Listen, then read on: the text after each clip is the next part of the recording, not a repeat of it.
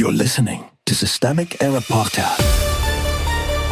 The failure was designed. The most elaborate Trump assassination plot yet bobbed his own script based on an article by Jordan Green, investigative reporter. Trump's terror map is built to mislead. The source material. The reporting describes a real federal case.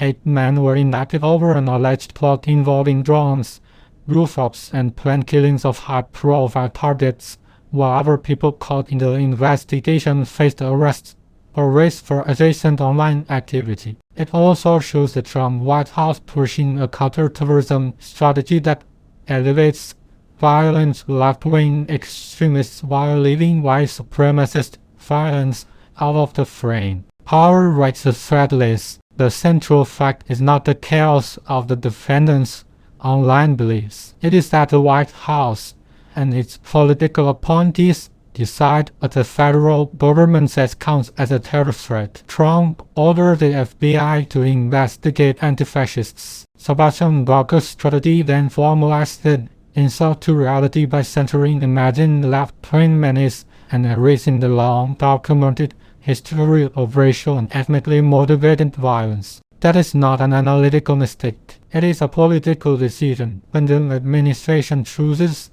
to spotlight anti-fascists while skipping white supremacist violence, it is not being confused. It is choosing a narrative that protects its own movement from scrutiny. The actual pattern is far-right, anti-government violence. The people described in the reporting do not fit the administration's cartoon. The grievances are a mix of anti-government rage, anti-elite paranoia, anti-Semitism, anti-Israel fixation, religious extremism, and conspiracy culture. That is not a left-right blur. It is the old American far-right ecosystem mutating in real time. The source even says this plainly through expert analysis. Anti-government extremists have long targeted both Democratic and Republican administrations, and the mobile world is now part of the establishment they once claimed to oppose. That matters. Once a movement captures deep power, its own militants stop seeing the president's party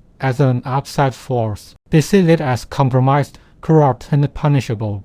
ICD is not a fixable institution. The reporting also shows how the state uses ICD as a magnet for grievance and then acts sharp when violence follows. A defendant's bio included FICD. Another message referred to strikes on SCD camps. The federal government's answer is not to question the legitimacy of a deportation machine that imbibes its politics. It is to widen surveillance and criminalize more people around the edges. That should not be read as a problem of training or oversight. ICD is an enforcement arm built to terrorize vulnerable communities, normalize cruelty, and turn human beings into targets. It should be abolished. Anything less keeps the machinery intact and preserves the same grievance-producing state violence under a cleaner public relations wrapper. That is the point. The most revealing part of the story is how quickly an alleged plot becomes a permission structure for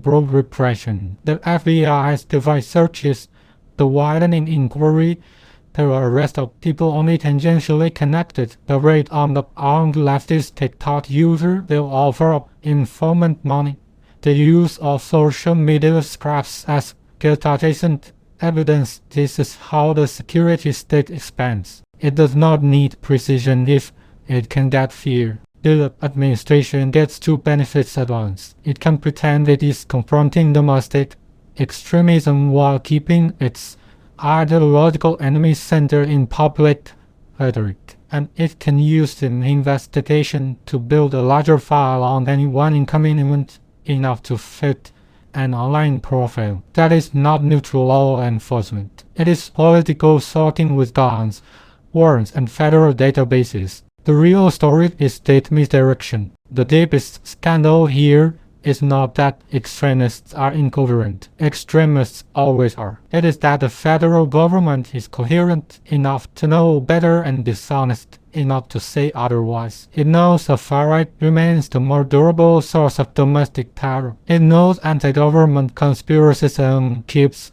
flowing through Republican-aligned politics and into violence. It knows the modern movement is not a victim of this ecosystem. It is one of its main outlets. As the White House chose propaganda over honesty, it pointed federal machinery toward antifascists, erased white supremacist violence from its all strategy, and then acted as if the resulting contradiction were an innocent oversight. It was not.